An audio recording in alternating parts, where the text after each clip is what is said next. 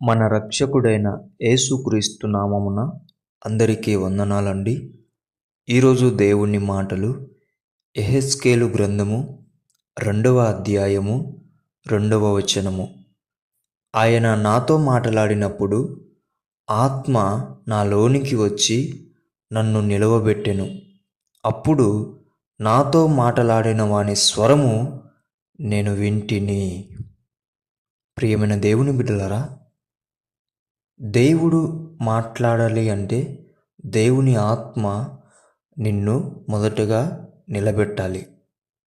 దేవుని స్వరం నీవు గ్రహించాలి అంటే దేవుని ఆత్మను నీవు కలిగి ఉండాలి.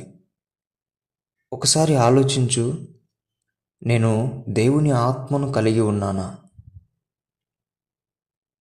దేవుని బిడ్డలారా, చాలామంది దేవుని ఆత్మ లేకుండానే దేవుడు నాతో మాట్లాడమని అడుగుతూ ఉంటారు.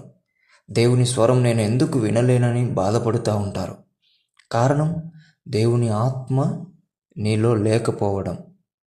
అయితే దేవుని బిడ్డలారా, దేవుని ఆత్మ ప్రతి ఒక్కరిని కూడా దర్శిస్తుంది, నిలబెడుతుంది. అయితే పాప క్షమాపణ ఎవరైతే పొందుకుంటారో వారిలో దేవుని ఆత్మ ఉంటుంది.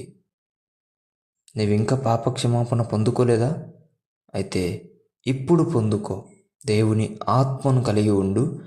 దేవుడు మాట్లాడినప్పుడు నీవు నిలబడగలుగుతావు. దేవుని స్వరమును నీవు గ్రహించగలుగుతావు.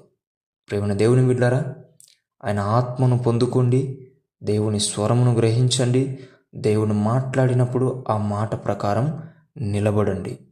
దేవుడి మాటలను దీవించునుగాక. ప్రార్థించుకుందాం. దేవా, మీకు వందనాలు, స్తోత్రాలు. ఎవరైతే ఆత్మ కలిగి లేరో వారందరినీ దర్శించండి. ఎవరైతే ఆత్మను కలిగి దుఃఖపరుస్తున్నారో వారందరినీ కూడా దర్శించండి.